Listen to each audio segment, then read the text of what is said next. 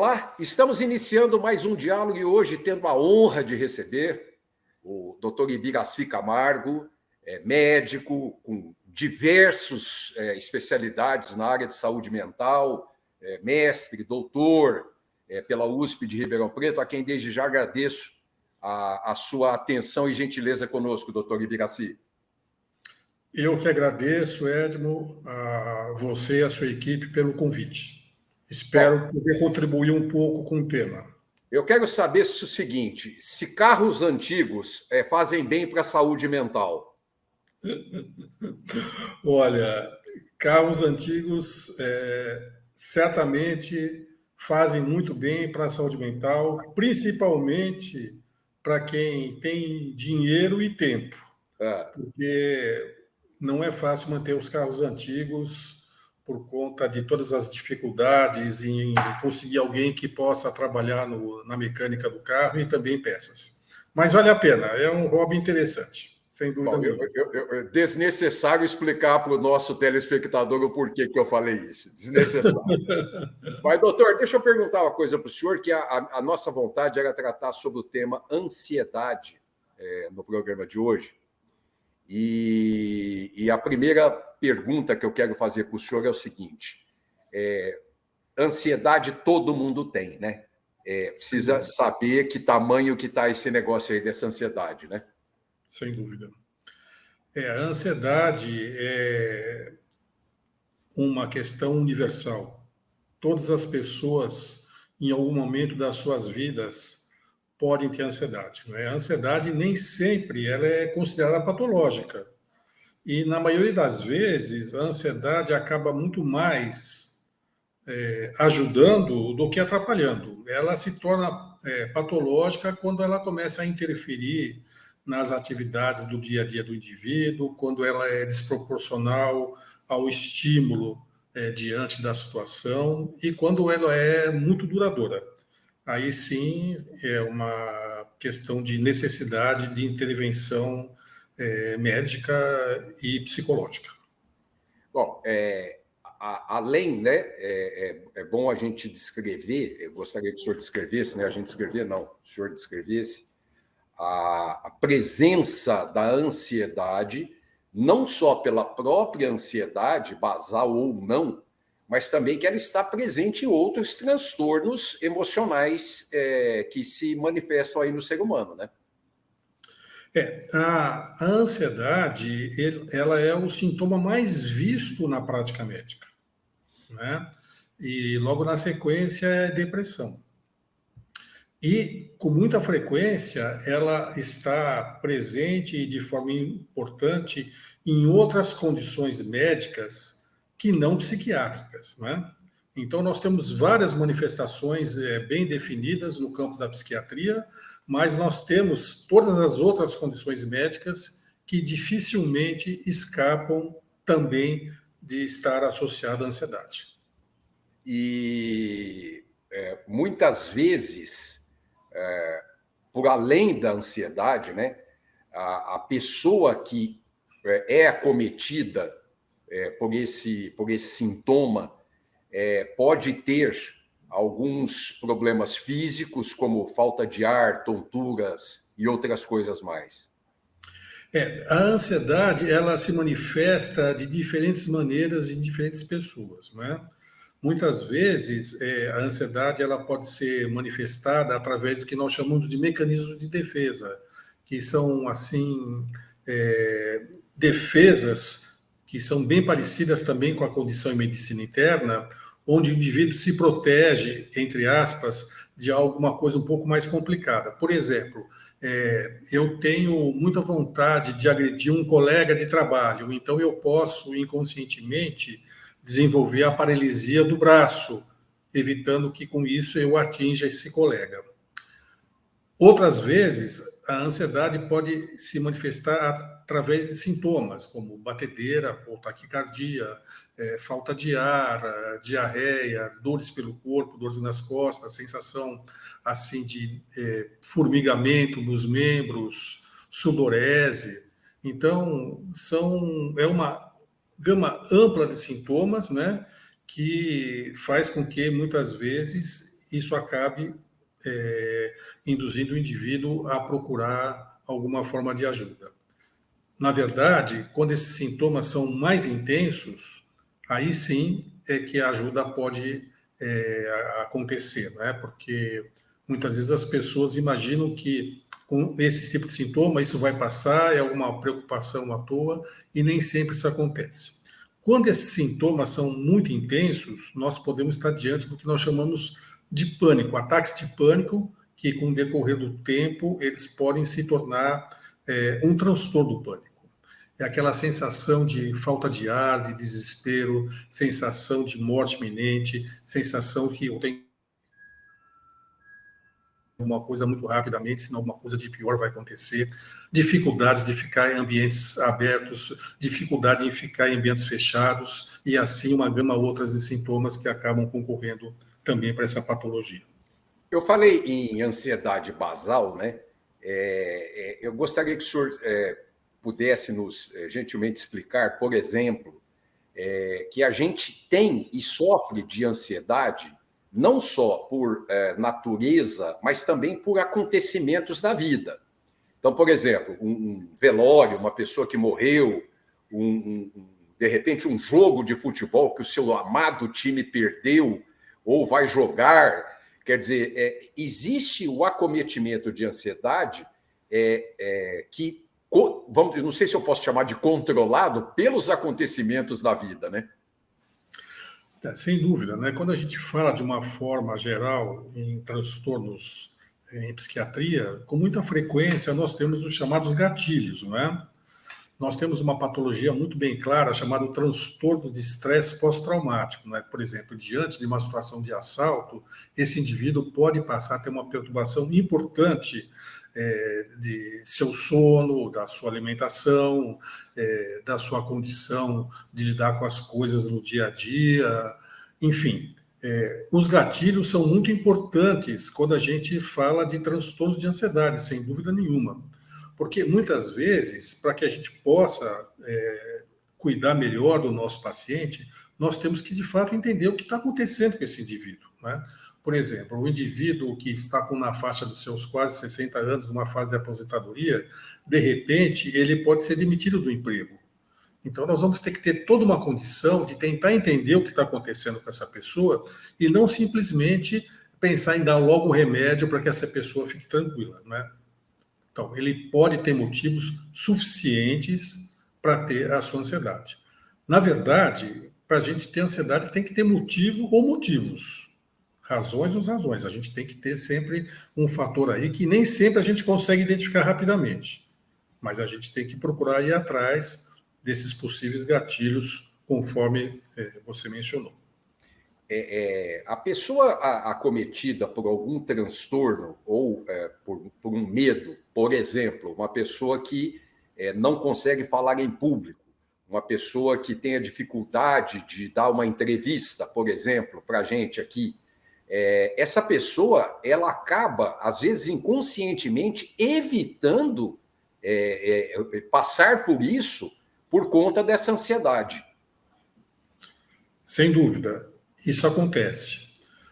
Um exemplo muito frequente que acontece na minha clínica, por exemplo, é a questão dos indivíduos que estão bem posicionados na empresa e são convidados a assumir outras posições em cidades onde as matrizes ou os escritórios acabam ocupando um andar mais alto.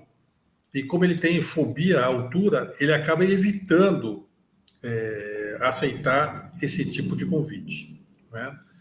Existe, por exemplo, um quadro chamado ansiedade social, que costuma acometer principalmente jovens,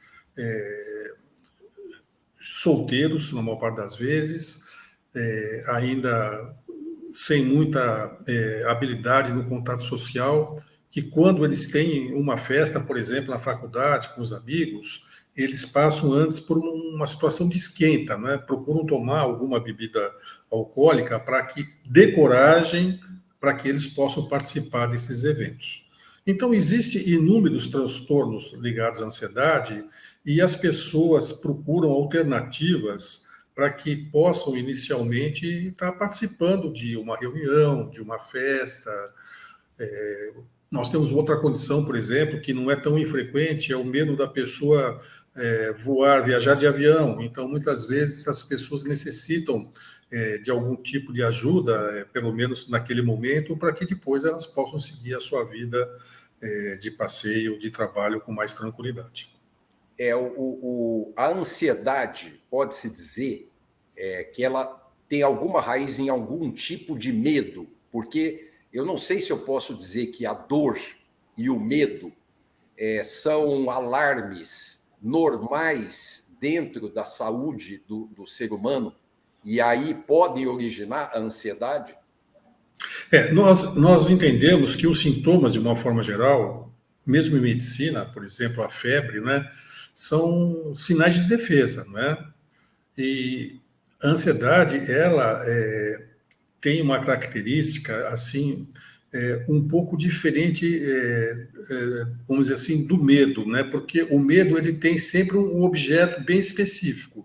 Já a ansiedade é uma coisa muito mais abrangente, que pode também envolver o medo, né?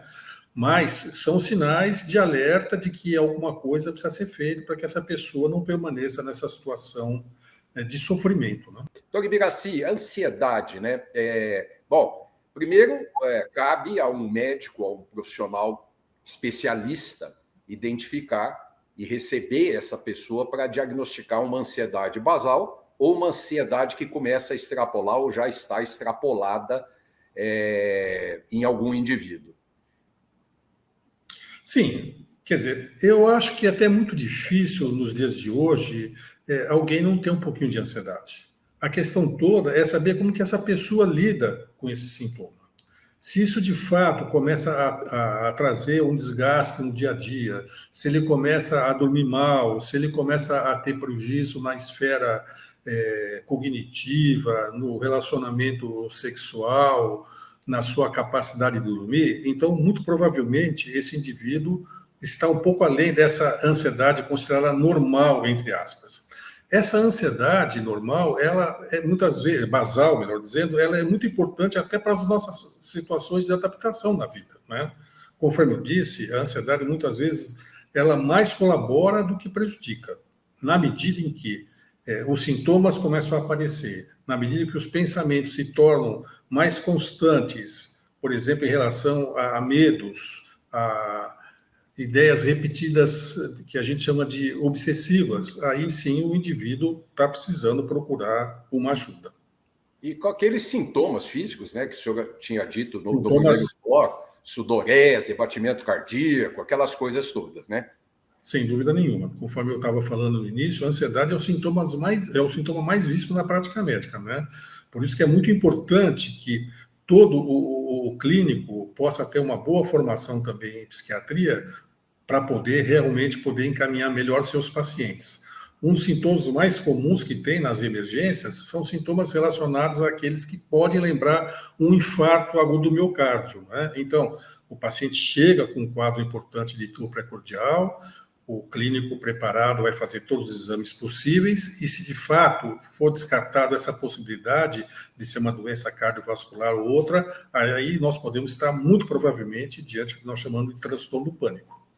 Eu fiz um levantamento aqui num site americano, segundo esse site, 15% da população nos Estados Unidos é acometida de transtorno de ansiedade. Quer dizer, não é brincadeira, não.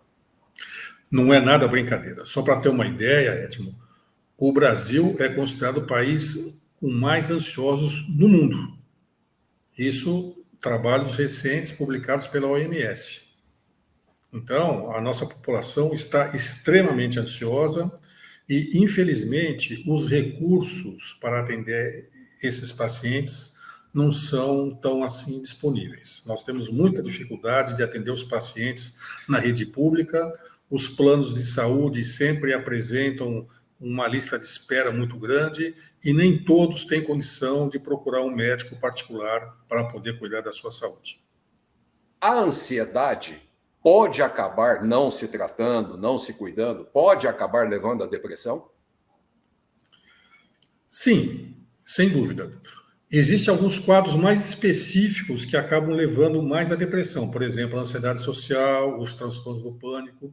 Na medida em que a pessoa não consiga um progresso no seu tratamento ou esteja impossibilitado de procurar uma ajuda, a depressão também vai se instalando.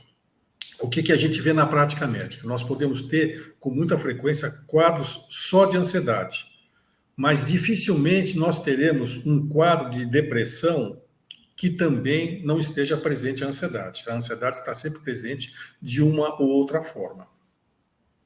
Os indivíduos, nós indivíduos, podemos herdar dinheiro e dívidas também. Podemos herdar a ansiedade? Sim, a ansiedade também pode estar ligada a fatores herdados, vamos dizer assim, né? E existem situações específicas hormonais que fazem com que o indivíduo possa desenvolver um nível de ansiedade maior ao longo da vida. Nós temos, por exemplo, quadros relacionados à tireoide, como o hipertireoidismo e também o hipotireoidismo, que frequentemente têm sintomas de ansiedade extremamente importantes no seu caminhar, no seu desenvolvimento da doença. Então, Ibiraci, alguns componentes, eu vou citar alguns, eu gostaria que o senhor ficasse bem à vontade, se quiser destacar algum deles, ou até, se quiser acrescentar mais alguns deles, mas o álcool, anfetaminas, cafeína, cocaína, esses produtos emagrecedores que tem aí com venda livre, venda normal, todos eles e mais alguns podem causar ansiedade. Sem dúvida nenhuma. Eu queria destacar que tanto a ansiedade como a depressão, ela acomete muito mais a mulher, exatamente por questões hormonais. Agora, todas essas substâncias que você está mencionando, elas são substâncias que certamente contribuem para uma forma absolutamente incisiva para o desencadeamento de ansiedade ou para o agravamento desses quadros. E uma questão importante que acaba acontecendo é que essas pessoas que usam essas substâncias, com frequência praticamente de 99%, apresentam insônia.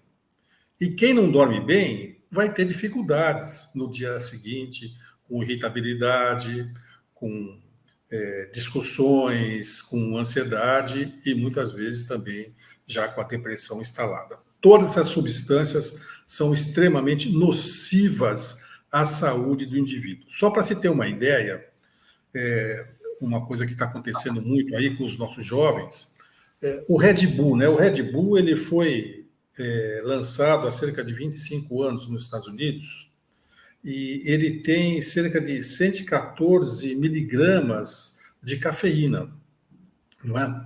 E o adulto ele pode consumir até 400 miligramas de cafeína por dia.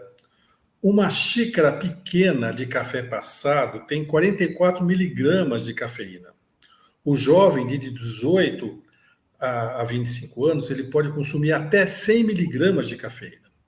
E agora, nos Estados Unidos, foram lançados novos modelos com novos nomes de Red Bull, que tem 3 vezes mais cafeína do que o Red Bull inicialmente apresentava.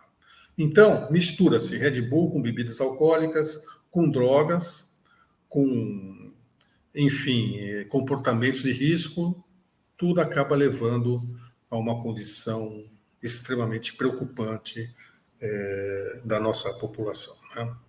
Esses, na realidade, estimulantes, a gente falou de Red Bull, estamos falando de café, estamos falando de álcool.